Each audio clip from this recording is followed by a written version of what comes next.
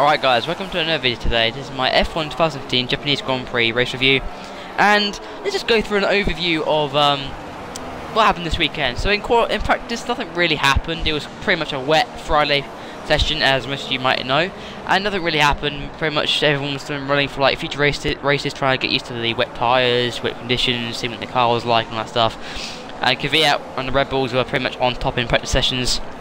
I think the Mercedes were top in the first and third practice, and where it was actually on Saturday, where they had more dry running and they were able to get to grips with the car a bit more. And yeah, I was really practiced. And then qualifying, Nico took pole position ahead of Lewis Hamilton. But basically, Nico had a better lap than Nico and then Lewis. In the first runs I did, obviously Nico made a couple of mistakes, but Lewis made a lot of errors on his lap. He made a massive big lock up at the hairpin.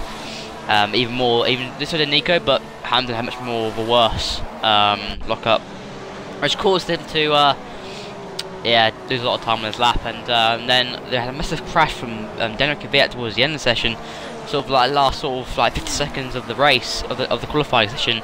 Kvyat had this massive crash and he flipped the car, and had a lot of damage, and that caused the end of the session. No one was able to do his second run, and no one was able to improve. Lewis wasn't able to get back that time that he had, that deficit that he had to Nico, and that was really the qualifying session. So that was what happened. That was the grid order. So Rosberg was on pole ahead of Hamilton. Williams out-qualified Ferrari, so with Bottas was third, fourth was Vettel, and fifth was Massa, and Raikkonen was sixth. Red Bull was seventh with Ricciardo, eighth was Grosjean, ninth was Perez, and Kvyat was 10th. So going into the race, massive good start from Lewis Hamilton. He basically had a really good start against Nico Rosberg. He got a better pull away than Nico, got up the inside, late braked, forced Nico out on the second corner, and he led the race. Once he led the race from the beginning, he led the way, and he was really nowhere to be seen. Really, no one was able to catch him.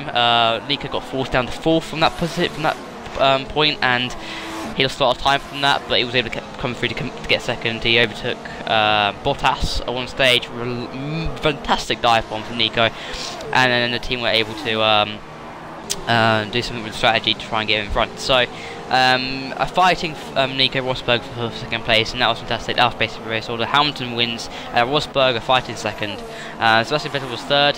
There was a bit of a fight between him and Rosberg throughout the race. It was quite hard to judge who was going to get on top, but obviously it was Nico with the strategy, and the faster car won that battle. So Nico Rosberg came second ahead of Vettel. Raikkonen was fourth ahead of Bottas. Actually, Williams has no race pace really in that race. It was just a bit of a problem for them.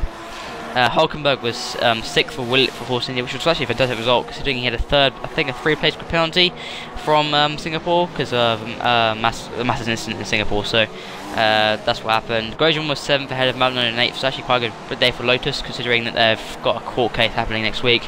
Ahead of Max Verstappen in ninth, and Sainz Jr. in 10th for Toro Rosso. So that's top 10, and I think Sainz was a bit unlucky in that race. He could have got 8th, he felt. He went into the pits quite late, and then he hit the bollard going into the pit, and then caused damage on his front wing. So shame for him. Alonso was 11th, and not really a good day for McLaren. They were quite competitive, but they were just lacking in performance again, like it's been all season. Fernando was clearly frustrated. He couldn't really hide his frustrations, and I think that's bad, really, considering this is McLaren's home circuit.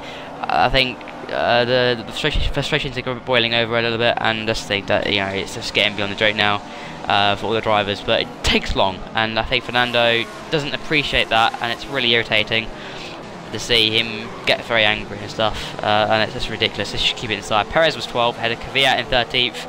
Ericsson was 14th, and Red Bull's Daniel Kvyat was 15th. Daniel Ricciardo was 15th, so a pretty bad day for all Red Bull.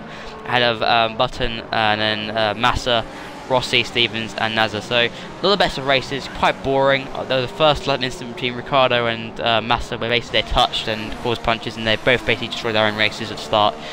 But that was really the race, guys.